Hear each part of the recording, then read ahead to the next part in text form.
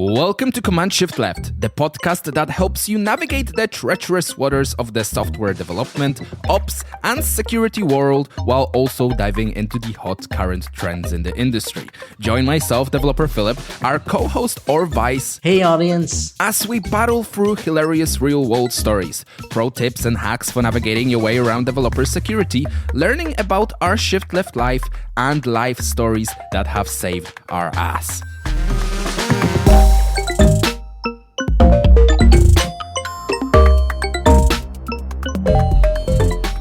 It's an absolute pleasure to have two guests on this podcast today. We have Robert and Baruch.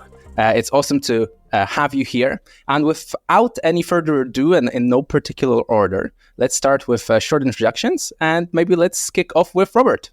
Great. My name is Robert Hodges. I'm CEO of Altinity. We are a service and software provider for ClickHouse, a popular data warehouse. And what we do is help people build real-time analytics on top of this powerful database. One other thing about me, I've been programming this year for 52 and some years. So it's been a while. Wow. Have some history behind this. Amazing. It's awesome to have you here. And Baruch? I usually kind of brag about my 5 years of experience, but I probably should shut up. I'm running developer relations for Gradle, which you might know as an open source build tool for JVM space, but we are obviously doing much more, mostly in a space of developer productivity engineering. Did the tenure of 11 years running developer relations with JFrog that you might also heard about. And last but definitely not least, I have the honor to be a Permit.io developer relations advisor. Permit. And also, it's your second time on the podcast, so That is correct. We're an audience favorite, so we're super excited to have you again. I know a guy who knows a guy who runs it. It's all about connections. It's all true. It's all unfair advantages here. Awesome. So it's amazing to have you both. And let's start off with our first fact. And that fact for the episode is by Or. So Or, why don't you take us away? So my fact for this episode is that earlier this year, just July 2024, researchers at UCSD and MIT introduced Open Television. Open Television is an open source project for teleop systems that allows users to control robots from thousands of miles away via web interfaces and even VR. You can find it on GitHub. If you just go to GitHub and search for Open Television, you'd find it there. And you should watch the videos. Very, very impressive. You basically see people move their hands with interfaces on their side, and the robot on the other side moves their hands exactly the same way with amazing precision. Like they can take a pipette and fill it with little water drops and push it into another smaller object. They can shake their own hand, so the robot is against the same human. So the same controlled hand is shaking kind of itself, and a lot of very, very fine movement completely controlled remotely. And this is obviously a product of recent developments in machine learning. The project itself, by the way, is mostly machine learning modules running in Python. So I haven't played with it a lot myself, but it looks super easy to run. And I think this is super exciting for what this means for remote work. So if you're thinking that remote work is taking over the world, I think looking at that, we're just getting a first taste of it. So we have remote cashiers, like someone in India operating like a kiosk in Japan or or stateside.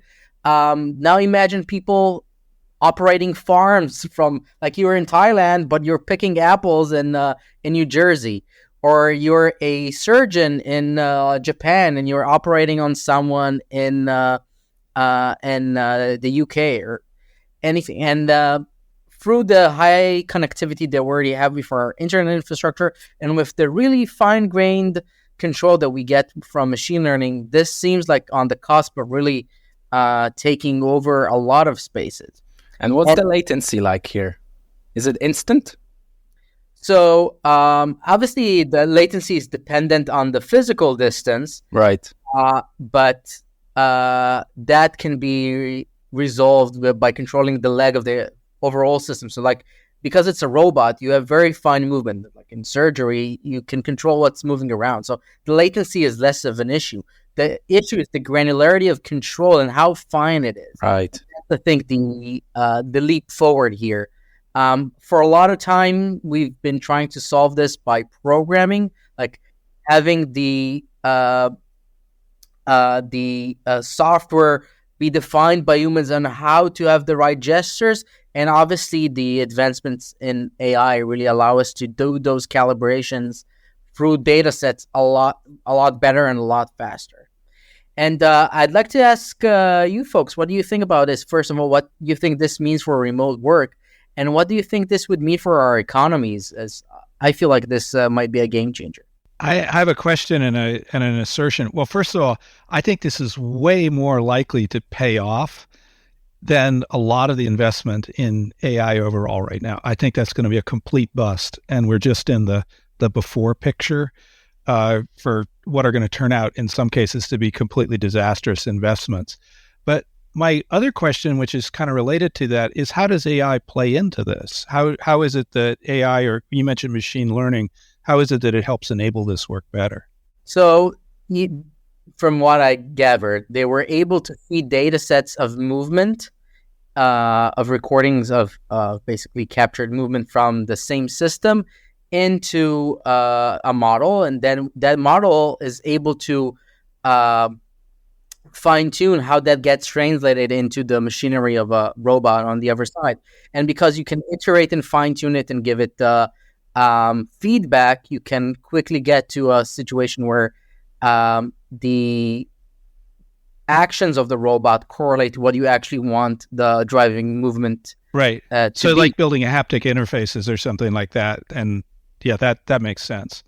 But it's not like the robot is being infused with more intelligence per se. That's supplied by the remote human. Yes, currently this is just teleop. But I think it would definitely prime the way for fully automated robots. As more teleoping would exist and more recordings of it will come into play, you'll be able to feed that into more machine learning that in the end of the day will just produce a robot that can do these functions, do these business functions, like operating a farm, doing surgery, doing lab experiments, etc. on their own. Yeah, a lot of that doesn't require any specific intelligence beyond what models can do today, right? I mean, there are so many areas in which the machines can already tell us what to do better than we know ourselves, and then being able to do it, it's the next step, right? Mm-hmm. Now, I'm generally techno-optimist, so I love this kind of stuff. This is amazing. And the one kind of thing that I immediately go to is medicine. Yes. Especially surgery. Yep. And the availability of it's expensive, right? Being a good surgeon is very expensive. And a lot of places cannot afford that because there is no infrastructure for that. And, being able to operate on someone somewhere in the sub-Saharan Africa from like a top facility in Berkeley, this is priceless. This is the future that we all want for ourselves. And the telepresence robots were like, we read this near future science fiction, and it's there as a solved problem because there is no leap that is unconceivable for us to understand how it works, and seeing that in real life, you get like, yeah, sure, of course, that we expected that to happen, what I like the most is the machine learning adding that to make it precise.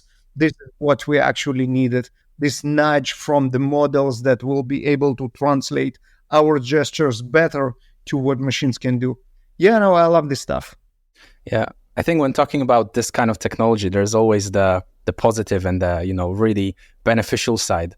But I can always think of all the like scary side of it as well. And all I'm picturing is from the movie Avatar, where they enter these capsules, these robots as humans, because on the other planet, and now thinking, okay, they wouldn't actually have to be physically there, but they could just be these robots somewhere. And for example, for things like war, conflicts, that also with the precision here is something that it can be a point of worry in some way, I guess.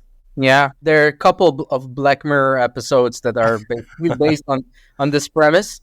But I want to highlight some of the positive things here. So first of all, this project, one of the cool things about it is that it's open source.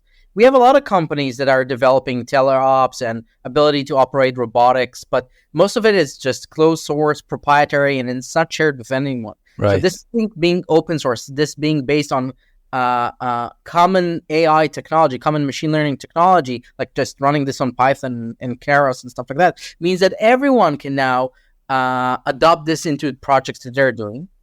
And but I think the most exciting thing for this is actually how it's going to affect the jobs that we're least excited about and they actually are suffering from problems. So I don't know how much you're aware of this, but many of modern Western societies are having a problem with farming.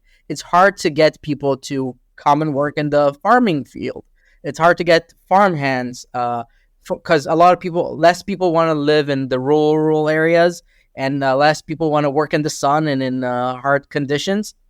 So a lot of times Western societies are importing work from other countries to achieve that. And think about now, you can be a farmhand and maybe you can operate multiple aspects of a farm from your office, from your workstation at home, air conditioned and all. And maybe even it's gamified for you. So maybe it's even extra fun. I was also thinking about the possibility of scaling this. Like imagine if you're doing agriculture and maybe you create 5 identical fields. You could do the same exact thing, but do it at a larger scale. Yeah, and you gradually automate this, and like you just have like I can imagine having a lot of screens, a lot of. Oh, by the way, this also works with VR. So when you're moving the hands, you can literally see them move on the other side. So I can imagine skipping between different areas of the farm, just picking things, marking them, and running between automation on those robotic hands, and humans stepping in where they're needed. And I think this is going to change a lot of professions. It will probably shake the foundations of our societies and what this means about how people are able to integrate into the workforce. But it will also solve a lot of problems that we have for the foundations of our societies, with a lot of menial work that that a lot of people are not excited about doing. Yeah, I think this is actually a more interesting innovation for skilled work. And because I think, and Baruch made this point already, that, pointing out the application to medicine, the problem with medicine in the United States right now is the skills are very, very unequally distributed geographically. And I'll give you a concrete example. My parents used to live up the Methow Valley in the state of Washington, and they were 110 miles from the nearest hospital, which was in Wenatchee. So if something goes wrong up there, you're talking a 2 to 3 hour drive to get to medical care. Medevac. Yeah. Or a medevac. Yeah. Just really, really difficult. And I think we've seen this problem. They were living up there in the 90s. This problem has just gotten worse, with regional and local hospitals in rural areas, shutting down because they're not economically viable. So I think this is pretty cool. I also think there's abundant evidence that it already works, and not to be obsessed about warfare or anything, but people have been operating drones for decades at this point, and that turns out to be a very, very effective model to have a machine with good telemetry and a human operator.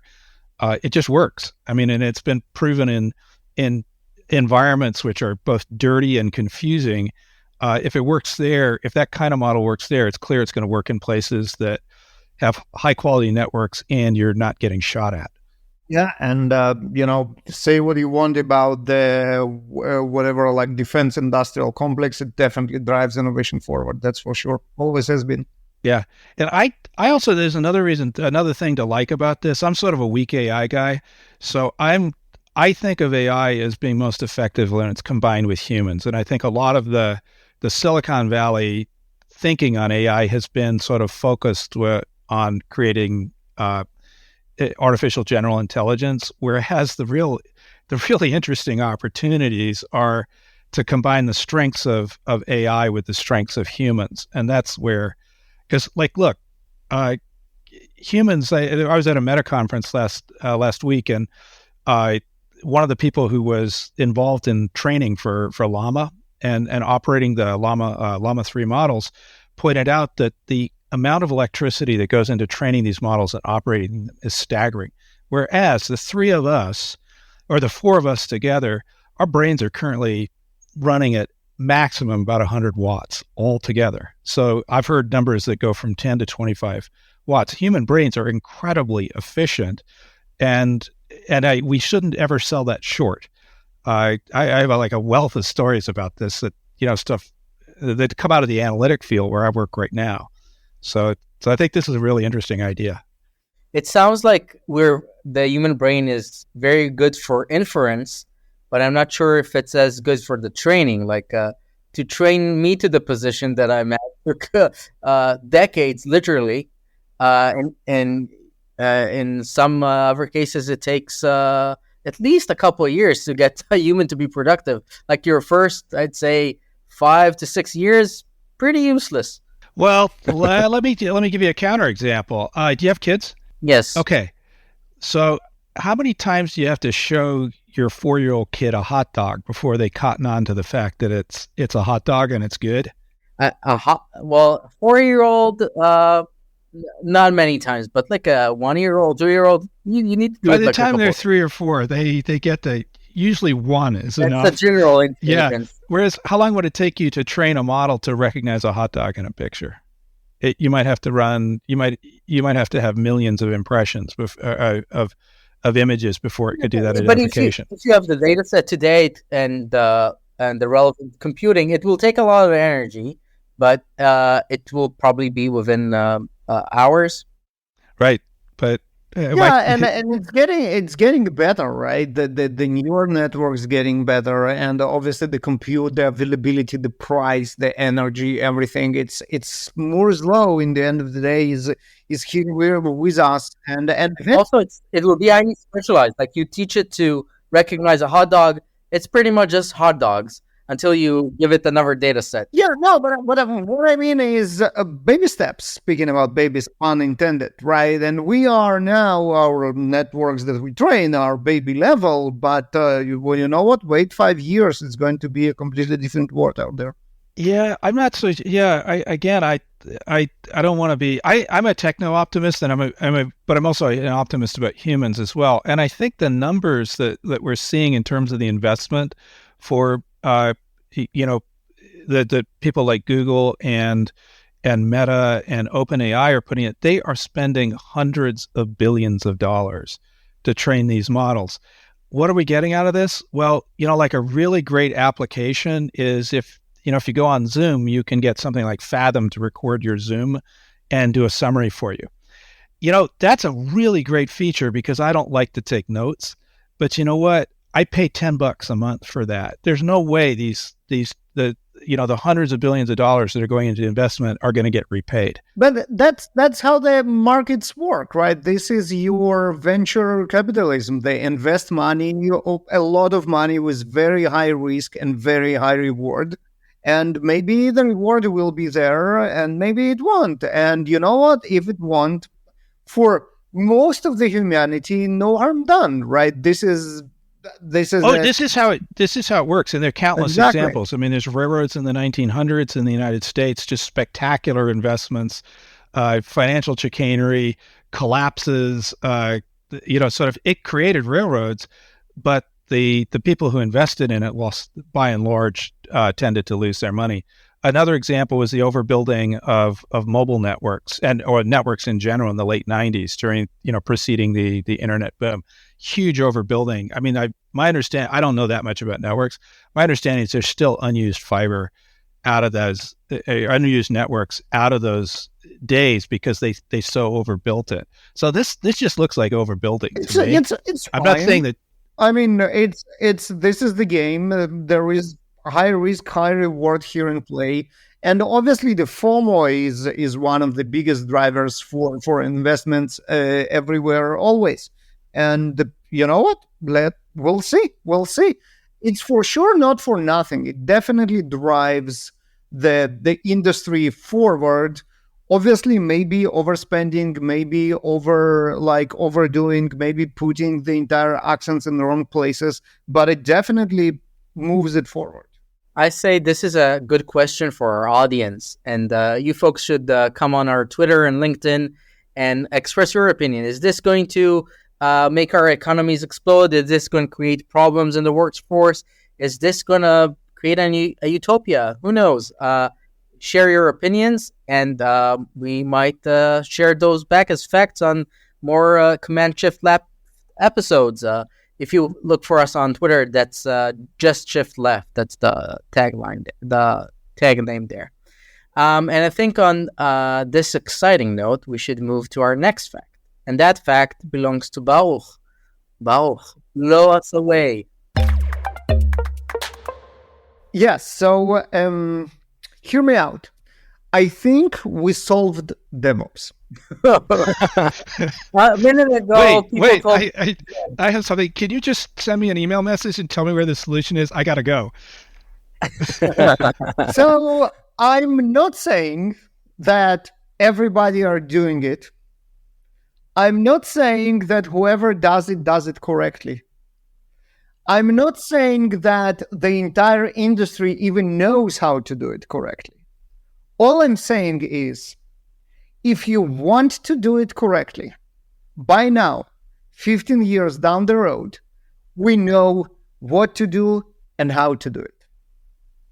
And this is important because when we found the solution, we discovered that there is a next frontier.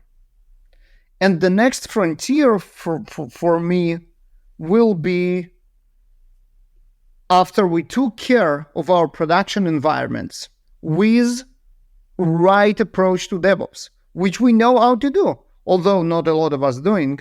Let's look at the production environment that produces your production environment. That's recursive. Yes. I haven't All reached right, the end. so now I haven't run out of unpack stack it. space yet. That's why I haven't All responded. right, I'm ready to unpack it. Come at me. So that kind of sounds like building platforms. That so is this like the mantra of DevOps? The new DevOps is platform engineering.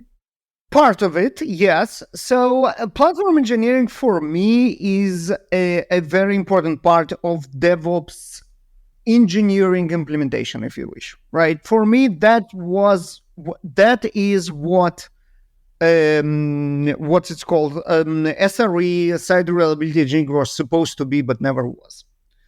One of the reasons why it never was, it's because a lot of people took it to the place of, hey, let's just take system administration and make it code, which is obviously a very important part of it.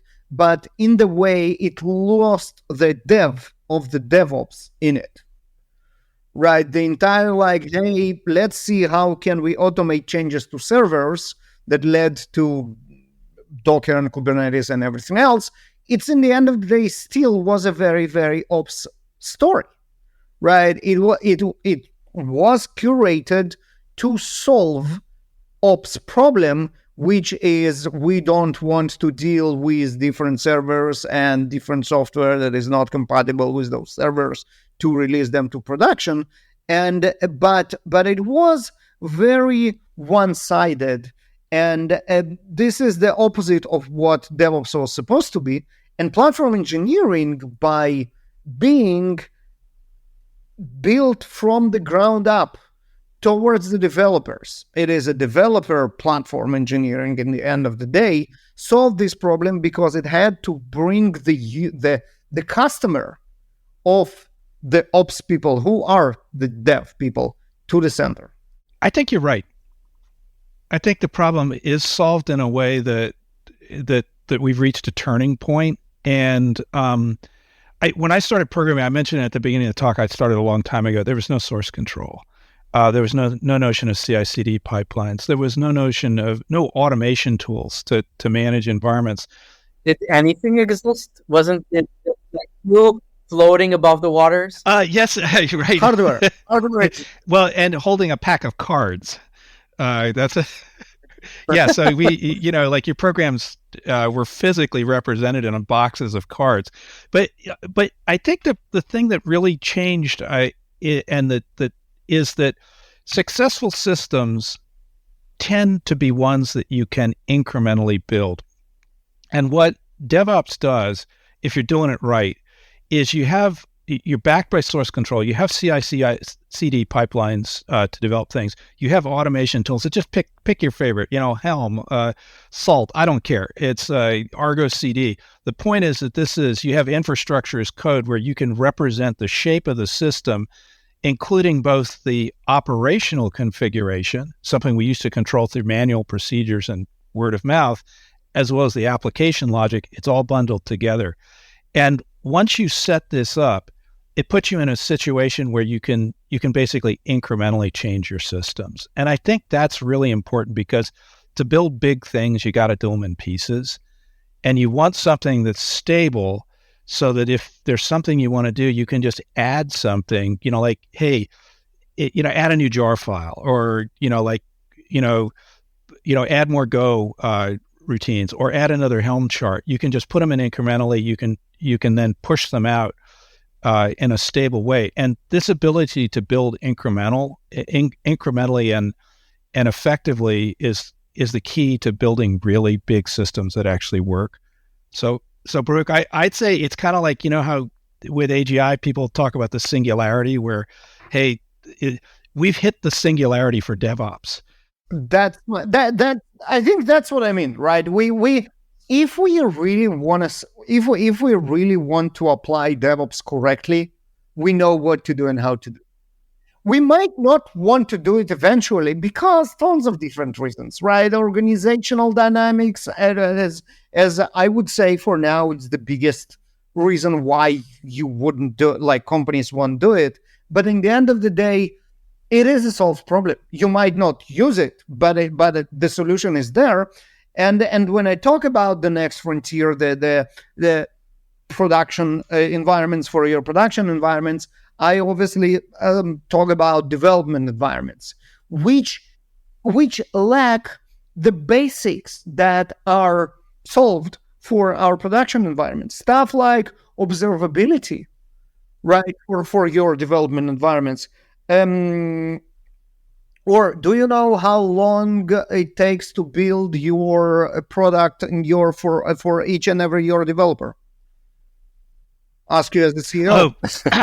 Longer than anybody on my team thinks. That's I'll get to that in my fact in a bit. I have rough knowledge of most of the systems. It varies of what type of build you're trying to do. A lot of the work our engineers do is that they have a setup of just a component that they work on, and the rest is connected to either a staging or a dev environment that's already spun up in the cloud. And how much does it cost to ramp up this stage environment, how long it takes, and how reliable those stage environments represent product environment. There are so many questions that we don't think about, because for us, observability is for the one most important thing, which is production, which obviously makes sense.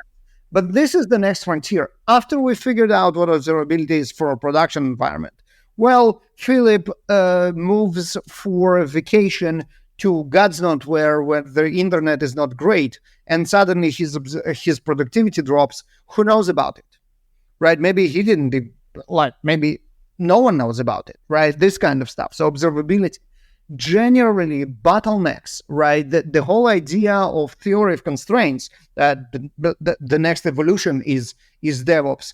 Are we optimizing at the bottleneck? Can we say that we do for our development environments? Do we even know where the bottlenecks are? Right? So a lot of those principles, I feel like we need to write the next Phoenix project, what Phoenix project was to goal. Yeah. We need to write the next book that will be the next one to the Phoenix project for the next frontier.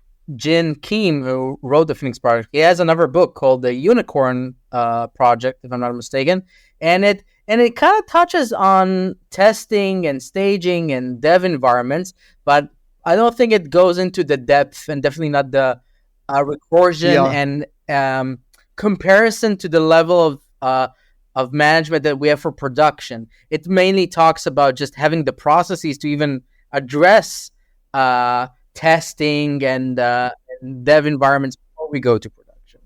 Yeah. The Unicorn project is a little bit of a redo of the Phoenix project that he fixes, I would say, two injustices that were done in the Phoenix project. First, the role of developer in DevOps, and the second, obviously, the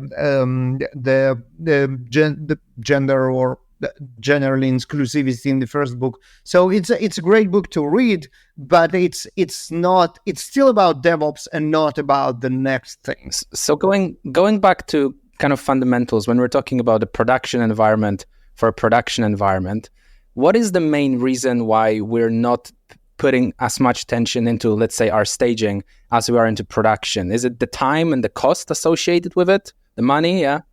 I would say it's the urgency. I would say it's the importance, right? We are obsessed with our production environments, as we definitely should be, right? As we definitely should be. And everything else kind of got neglected because of the urgency and the attention that we put, which is completely natural. There is nothing wrong about it. This is how it should be done. But, and this is why I started with DevOps is solved. Now, when DevOps is solved, we can start looking at the next thing. Yeah, I think part of the problem with the blocker on a DevOps is it requires upfront investment. And, so building a staging environment, it's kind of a pain in the butt, because you have to have your CI/CD pipelines built in a way that you can, say, go to staging and then change a few tags and go to production. And it's essentially the same code, same observability being deployed in both. It takes a while to set that up. And I think people underestimate how hard it is to set these things up in large systems. So if you start early, if you're doing a system today, you'd be crazy not to do this right from the start, because if you don't, it's going to be much harder later on. And the place where I see people, for example, skimping on staging is they don't want to spend the money, but it's more like they're trying to get something done really fast and they just skip the intervening steps and then they pay for it later on. That's classic tech debt. I have another issue with staging. I would say today there are a lot of projects in which staging don't make sense because it's too expensive to set up an environment which sufficiently enough reproduces the production environment. Right. Data plays a huge role in how our software behaves. And if we have lots of it, which we have obviously for more and more projects, then staging won't be representative of the production environment anyway. And then it makes much less sense to actually try and do it. On the flip side, though, because I deal with data a lot, I get very, very, very nervous about doing something new in somebody's production environment. We have customers that ask us to do that. And I'm thinking, I just feel like, hey, this is the before picture right before all their data was deleted. And I have done this before. I hope there's no customers watching, and it was a long, long time ago. But I wiped out all the data in a hospital records company back in the late 70s. That was my first screw up as an IT person, and it was big. So staging environment, if you make a mistake or do something wrong, at least you're not going to bring down your production environment. Sometimes staging is connected in some way to production to save on effort. Sometimes even staging can propagate into disaster. I'd say I think the biggest hurdle to implementing all of this is human nature. A lot of time we postpone having the abilities to monitor and manage something until it actually breaks. I experienced this a lot with my previous company, Rookout, which is a production debugging solution, now part of Dynatrace. And people wanted the ability to debug things, but they installed the debugger only after the bug happened. And while it was an amazing tool to collect data on the fly, it wasn't a time machine. So you need to have the foresight to install the capabilities. And I think this is right for production and doubly so for your dev and staging environments. But I think on this note, where we're facing the problem, but seeing that maybe a big part of it is solved, we should move to our next fact. And that fact belongs to no other than Philip. Philip, take it away. So my fact for this episode is about modern cars and modern high-end cars, the cars that we see today with the biggest type of innovation. They often have over 100 million lines of code written for them to function the way they do. And in comparison, to give you kind of an idea of how much complexity goes into programming these latest cars, for example, if we talk about a modern aircraft or even the Large Hadron Collider, we have more lines of code and more kind of logic inbuilt to cars than in those two examples I just given. Now, these lines of code in the cars, they manage everything from engine performance to emissions, to the advanced driver assistance systems, the in-car entertainment, and so on and so forth. I could go on with a whole list of the things that we currently have in cars. Now, there is a lot of sophistication that it's inbuilt, and it's obviously to make things easier for us, to give us more comfort, to give us more gadgets inside that we can control and manage. But also, I think whenever we implement complexity into anything, we also introduce vulnerabilities. We also introduce kind of things that we might have not looked over, or it's very hard for, maybe the coder or the programmer to look over and manage and make sure that everything is right. And it kind of opens up specific loopholes that might become dangerous. And specifically with cars, there has been a lot of kind of potential introduced vulnerabilities that have actually happened in real life that we're seeing or we've experienced. And I have 3 examples here. For example, with Jeep, there was a hack that was made or that happened in 2015. And basically, they were able to remotely hack a Jeep Cherokee and start controlling its steering wheel and brakes, which is obviously extremely dangerous. And if you can imagine just cars on the road and being able to do that in bulk, it could be absolutely catastrophic. And what had to happen is they had to take 1.4 million production cars into recall to fix these problems later on. And that was something that was missed by the engineers. And obviously that vulnerability was exposed. Then we have things like the Tesla cars. Obviously, they're very, very technologically advanced. And in 2020, hackers were able to clone a Tesla Model X key fob literally in minutes, or even it was less than a minute, and steal the Tesla. And of course, that we see very often happen with other cars. Things like in the UK, Land Rovers, they're becoming so easy to steal, they don't want to insure them anymore in London. And obviously, there's things like BMW patches. There's so many security flaws that were found. And I'm kind of curious here. We're talking about cars specifically. Yes, Baruch. Errol, I have an opinion. I wrote a book about it. It's called Liquid Software, and it is about how we can manage those kind of stuff, right? And how it should be updated and what's not. And Tesla obviously is whatever we want to say about Elon and what's not, but Tesla as a technology is obviously on the spearhead of innovation in this kind of stuff, right? So this stuff, like the recalls, which are all software now, one of my favorite stories of all times is the frunk of Cybertruck, right? The front trunk. When it was first started delivering, that was November last year. There was a lot of like frustration with how hard the front trunk closes, and it can be dangerous if someone left their hand or fingers in there. And there is a test that people do with, I think, a carrot that they put in, and then if the carrot is cut, that can be very dangerous for your finger. And everybody like, hey, this is a terrible truck. It's going to have injuries. And then Elon Musk like, okay, we're going to solve it in software update. Now, think about it. It's a motor that closes a frunk, and the amount of torque that it puts actually controlled by software and can be solved. Frankly, I think it all was the entire that it closes too hard. It was just the PR to show off how awesome the software update can be, because it's really mind blowing, especially when we hear about all those recalls. Millions of Toyotas were recalled. How much money is that? How much? Not only Toyota's money, but owners' money and time to get to to get it scheduled and then to take it to the service and then do whatever, wait for it, or Uber on whatever. It's a hustle. Comparing to, hey, you have an update tonight, it's going to fix it, and then the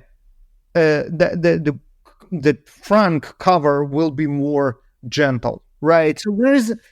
This is how it should be. This is how it's going to be. While once the industry will catch up, and for us software engineers, this is something natural. Yeah, sure, of course, we know how it works. We can imagine how it should work. But for a lot of the legacy automotive automakers, those concepts are just not there on a cultural level. And every time after Tesla, you drive BMW or a Mercedes, you're like, what's wrong with those people? They've been the paramount of automotive engineering for 100 years, and they cannot get a UX of an infotainment system for your car. Right. I think it's even there's some examples that kind of blow my mind even more. And it's the fact that usually if someone buys a car and then they want to upgrade and get something better, well, they have to change cars. But in this case, with the technology currently in place, they can, for example, produce a software update and suddenly get another 50 miles on the car, or they can get more power on the car. And that's things you don't usually get. You just have to literally go and buy a new car if you want that change. But now things like that are becoming possible. And this is the extra mile, right? You wouldn't expect a range to get better with software because it's battery and or whatever, or you wouldn't expect it to accelerate faster with software because again, it's mechanics and physics, tangible things. But even things that are clearly software cannot be upgradable in a legacy automotive world, right? And this is you want a better infotainment system, you want a wireless CarPlay, you need to replace a car. Yeah. For us software engineers, it doesn't make any sense, but this is how the industry was working for 100 years. Where's the CI/CD for my car? Before Musk disrupted the hell out of it. Yeah, I think there's a whole series of really confusing issues that this software, that the amount of software raises. I'll just give two. One is, it's kind of surprising. You had some great examples of hacks. What's actually surprising to me is how few of them there are. Just given, let's take your UI, the automobile UI. The same engineering teams that design these terrible auto entertainment UIs. Let's just think for a second about how bad the software behind that UI is. This stuff should be totally easy to hack. But actually, it doesn't happen very much. And I think the reason is that many of the hacks, causing the car to lose control, there's just no economic incentive for bad guys to do it. What they do is the hacks allow them to steal cars. That's an obvious one. I think And this is, I guess, a lot of hackers kind of look at that and try to get it right and try to break it. And the fact that there is so few of those. It's a statement for some very good software engineering, especially considering that all this crap is a C++, which is obviously very hard to write securely. Yeah, it's not a real-time system with constrained resources. I think the other, so that the hacks are kind of, it seems like there's specific attack surfaces that could be protected better. I hope to God the key fobs on my cars are better engineered than Rolls-Royce, or not Rolls-Royce, but Land Rover. I think the other interesting thing, though, is, Baruch, you were saying that these things are basically repairable from afar, which is a really interesting notion. But I think what in effect happens is those capabilities are reserved for the vendors. So yes, Tesla can upgrade this, but only Tesla. Like I have more ability to customize a car if it's say like a 72 VW Type 3, because it's just a very, very simple machine. I can get it everything. I can reason about it. I can get parts. Well, that aftermarket parts for those are kind of rare, but you know what I mean? It's sort of, it's reducing even though these things are more malleable, as end users, it's reducing our ability to change them in ways that we would like to do. And look what I'm doing now, going all the way full circle to Or's fact. This is where open source software for a car can be a huge deal.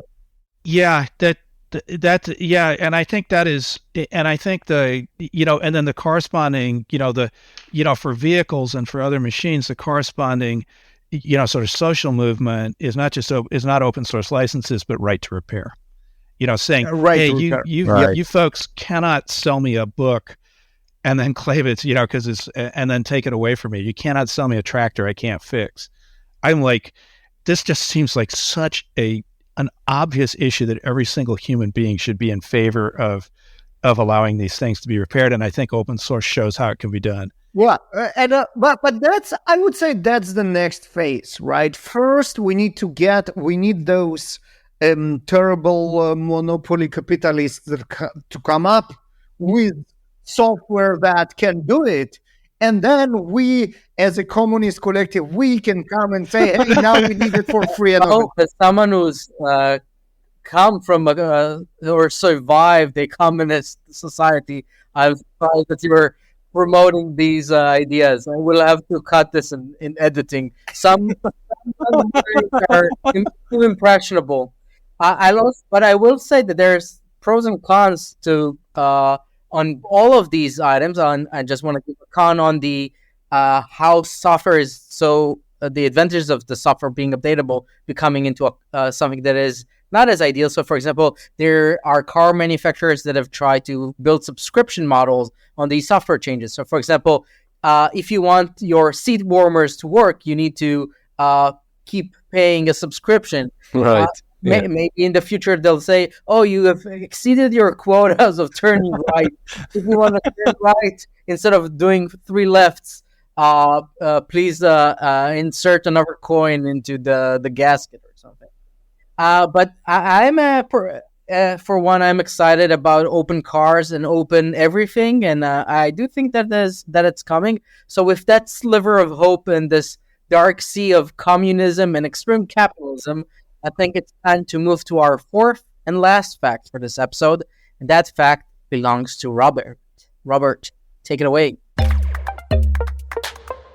Thank you. Okay, my fact is technical but social at the same time. I believe that, and I think it is a fact that can be proven, that computer science degrees are both overrated and underrated. And let me explain why this is. At the beginning of careers of software engineers, we place huge value on CS degrees, particularly where I work in the database industry and any of the sort of harder parts of the software industry. And I think that's wrong. And there's some reasons why we should be much more humble about the value of a CS degree at this point in people's career. First of all, just as what makes you an effective programmer and able to be productive and get systems built? Well, yes, you need to know how to program, and CS degrees to a certain extent give you that.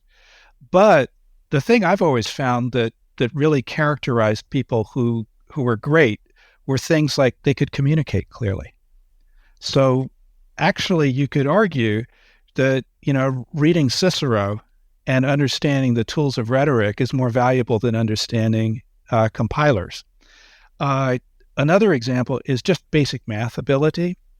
That's always been the thing that I have found that prevents people from joining becoming programmers, is just a lack of interest and a lack of aptitude for mathematics, because so much of what we do is mathematical. So, and then also just an urge to learn.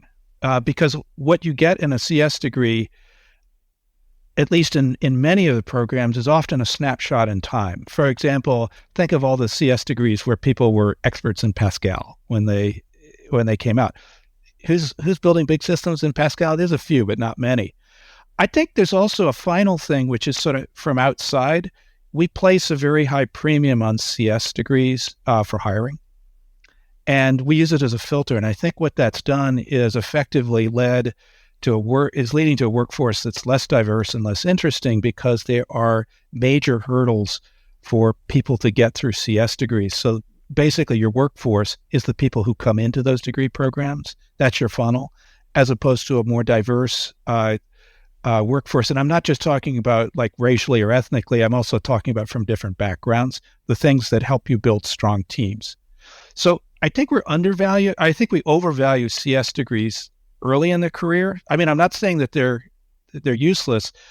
On the flip side, I think we undervalue them toward the end of people's careers. And the reason for that is, as you get into more senior positions,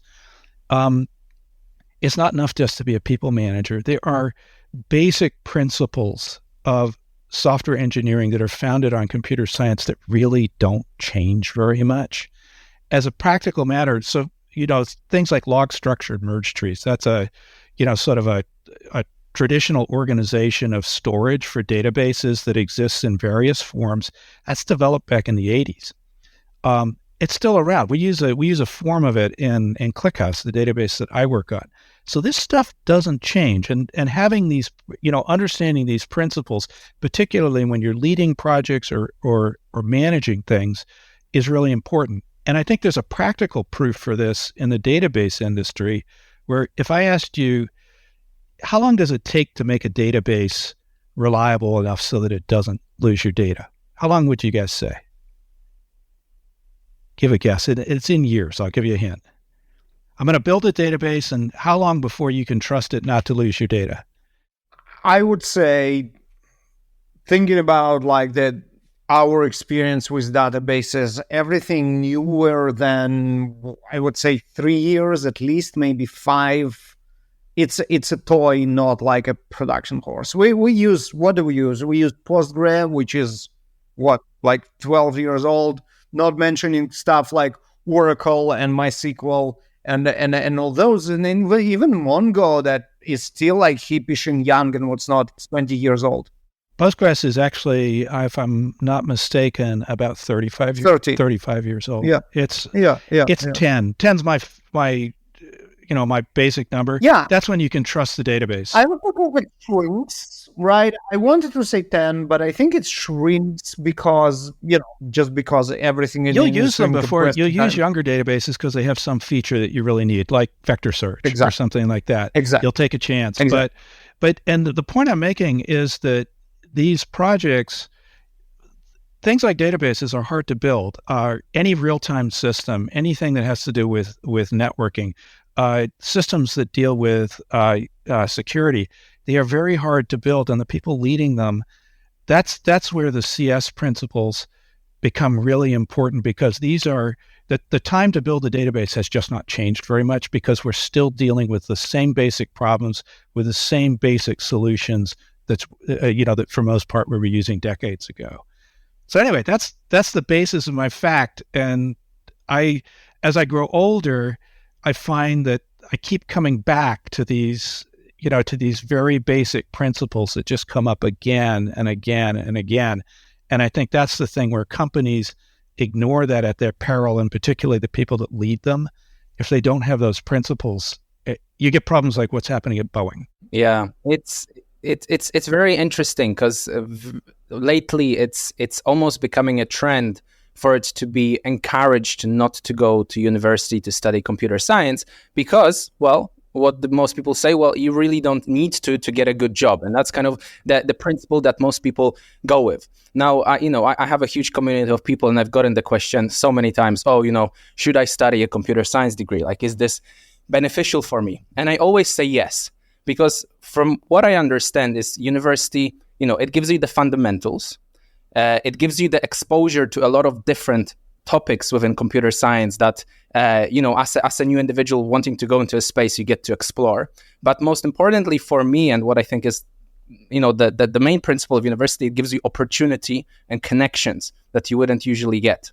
And all of these things kind of give you the basic and important fundamentals of kind of, going forth to find your first job and to do something. And then later on, you always end up going back to these connections, to these fundamentals, to these different topics that you've learned. And it just creates a structure for you that otherwise you wouldn't get. So I would say three things: networking, the methodical approach to learning, and fundamentals stuff like math and like the basics. Those foundations are clearly important. And you have to, if you don't get them from a CS degree, by golly, if you're going to survive in the industry, you need to get them somewhere. And you can get them. You don't have to take a CS degree. It helps it's enough sometimes just to have a sick interest in math. And I think there's plenty of examples, people like Bill Gates, who, regardless of what you think of him, the guy is a good programmer. He didn't need to spend, 4 years at Harvard. What has he spent, 2 or something? He was just good at it. He figured it out, and he kept learning. So, and there are many examples of that. I'll latch onto that and play devil's advocate and say that in most cases, I wouldn't recommend that anyone who wants to be a software engineer, as opposed to a software researcher, go and get a computer science degree. I'd say it's a waste of time. You can get most of that knowledge cheaper and faster and more effectively online, both math and the understanding of computer programming and computer principles. And you can get the actual experience that will be actually useful for you at the job, contributing or participating in open source projects. A lot more than you'll get in university. No, absolutely. We know exactly how the academy is 10 years behind on everything that really matters, right? But this is what we're talking about. People don't go there to learn about the last, the newest and the shiniest, hippiest project. They don't teach Pyramid.io or Opal in universities, unfortunately. You want to learn about those there, but the basics, the elementary stuff, and the networking and the ability to learn are the things that are still there and makes it worthwhile. If you participate in open source communities and open source projects, you'll get pretty good networking. Far better than events, and you go and you just Google where Baruch is at now, and just go to an event and you i5 Baruch. You're already connecting to an amazing router of networking in the industry.